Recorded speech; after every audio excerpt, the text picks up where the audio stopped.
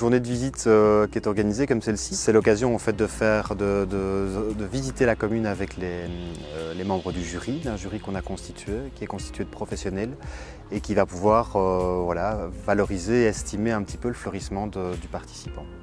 Alors en tant que membre du jury, mon rôle c'est de voir comment les communes gèrent le fleurissement et surtout de leur donner des conseils aussi, donc de discuter avec eux, ça ne doit pas être juste un jugement.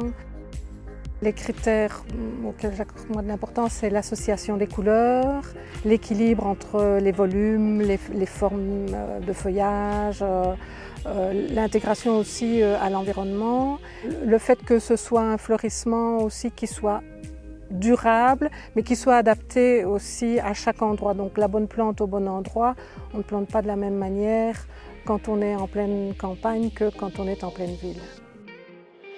Dans le cadre du concours Wallonie en fleurs, on s'est engagé à essayer de fleurir le plus possible la ville de Spa. L'intérêt de la commune à participer à ce genre de concours, c'est vraiment mettre en évidence le travail de nos jardiniers qui s'efforcent vraiment chaque année de fleurir la ville au mieux et de plus en plus avec les moyens dont ils disposent. Comme on est une commune maya, on privilégie surtout des espèces mellifères pour notamment aider nos abeilles au travers de notre fleurissement. La visite du jury est très importante parce que ça permet déjà de voir où on en est pour nos aménagements et avoir des conseils pour pouvoir améliorer, ce qui est très important, pour évoluer aussi et nous faciliter peut-être un peu la tâche au niveau des travaux. Comme on n'est pas une grosse équipe, ça permet aussi de gagner du temps autre part. Mais disons qu'on se rend compte assez régulièrement que dans certaines communes, il y a parfois un manque de compétences dans les équipes. Le fait de leur faire rencontrer des professionnels, ça permet justement de créer ce lien entre le monde professionnel horticole et justement des personnes de terrain qui n'ont pas toujours l'occasion de se former ou qui n'ont pas toujours la formation de base d'horticulture.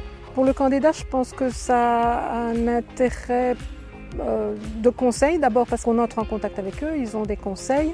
Je pense que ça peut leur amener une image de marque aussi pour le tourisme par exemple. Les objectifs d'une manière générale, c'est vraiment de valoriser en tout cas les personnes de terrain parce qu'on se rend compte que les personnes dans les communes sont rarement suffisamment valorisées pour leur travail. On se rend compte que le fleurissement a vraiment un rôle important en termes de gaieté, de côté accueillant d'une commune et donc ça a vraiment un rôle en termes touristiques et donc retours financiers, etc. de la commune. Donc le fleurissement a vraiment un rôle et donc c'est un peu ce qu'on a comme objectif.